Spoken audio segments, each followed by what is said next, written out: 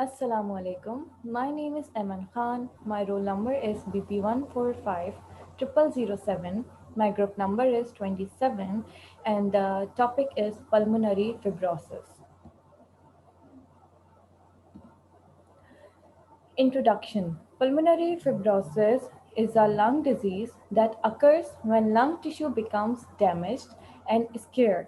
This thickened, stiff tissue makes it more difficult for your lungs to work properly. As pulmonary fibrosis worsens, you become progressively more short of breath. It is one of the form of ILD, interstitial lung disease, in which lung parenchyma is replaced by scar tissue. Usually it occurs in the people between the ages of 50 to 70.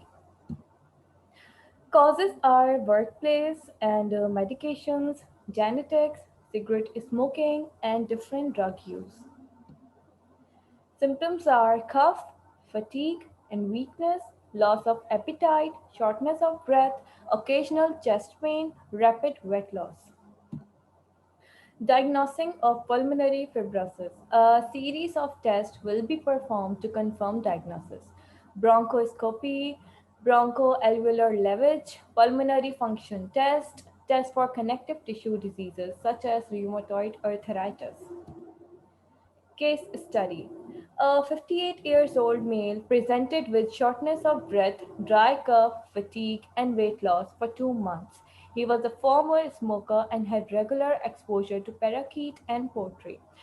Physical examination revealed bilateral basal crackles and chest imaging showed subpleural cystic lesions and traction bronchostasis with the right slide and upper level predominance autoantibodies and immunoglobulins to parakeet and fungal proteins were negative. Lung function test displayed moderate restriction, low diffusion capacity, and resting hypoxemia.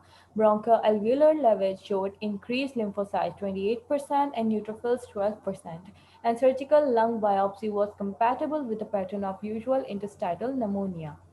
According to the possibility of either idiopathic pulmonary fibrosis or chronic hypersensitivity pneumonitis, treatment included prednisolone, azathioprine, acetylcysteine, and avoidance of contact with the parakeet, but there was an unfavorable response. Patient history has a complaints of shortness of breath, dry cough, fatigue over the previous 2 months, also reported anorexia and involuntary weight loss. His primary care physician had treated him with antibiotics, but no improvements in symptoms were noted. Patient's medical history included an episode of pesticides poisoning 35 years ago for which anti-inflammatory medications were given. The patient was a smoker of 80 packs a year and a moderate drinker. No known allergies were reported. Physical examination. On a physical examination, he was in good general condition, but crackles were heard in both lung bases. No other changes were noted. Diagnostic tests. Different tests are done, like the patient X-ray showed bilateral diffuse interstitial infiltrates with a predominant reticular pattern and no spread areas, followed by a high-resolution computer tomography scan of the chest that showed several areas of subpleural cystic lesions, upper and middle level predominance being more extensive in the right.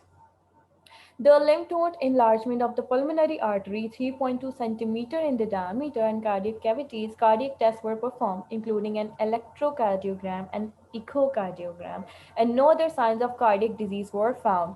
Blood tests, including those for antibodies and immunoglobulins, were negative. The decision was made to perform bronchoscopy and bronchoalveolar lavage and bronchial biopsy. Upon examination, the bronchial mucosa showed moderate signs of inflammation but no other morphological changes. Increased percentage of lymphocytes 28%, neutrophils 12%, and the CD4 CD8 ratio was 0.2. The transbronchial biopsy showed no specific findings. The transthoracic biopsy was then performed, but the results were also inclusive. The patient was referred for surgical lung biopsy. The pathology of the surgical specimen was incompatible with the pattern of usual interstitial pneumonia. Treatment. and management. At this time, no definite diagnosis could be made as the clinical, radiological, and pathological findings were compatible with both chronic hypersensitivity and pneumonitis and IPF. Nevertheless, treatment with prednisolone and azithromycin and acetylcysteine commenced. The patient was also instructed to avoid any contact with parakeet. Despite the treatment, the patient got progressively worse and has been referred for lung transplantation. Conclusion: chronic hypersensitivity, pneumonitis, and IPF can present with the same clinical and radiological manifestations. A careful clinical evaluation is therefore fundamental, and the surgical pulmonary biopsy is usually helpful in performing the differential diagnosis. But not in this case. A UIP pattern can be seen on biopsy, and the additional of BAL can give decisive contribution to the diagnostic procedures. A cutoff level of 30% for lymphocytes in BAL demonstrated a favorable discriminative power for the diagnosis of IPF. In this case, despite careful evaluation, no definite diagnosis could be achieved. Thank you.